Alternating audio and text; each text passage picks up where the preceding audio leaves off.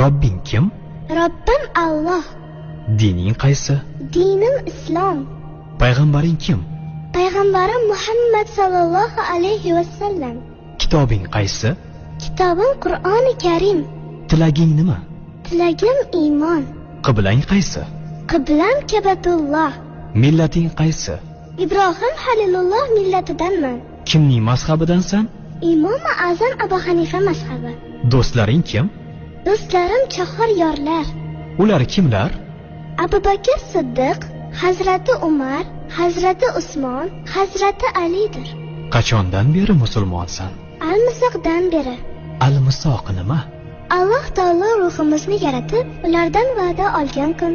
E'tiqoding qaysi? Ahli sunna val jamoa e'tiqodi. Kimni yaxshi ko'rasan?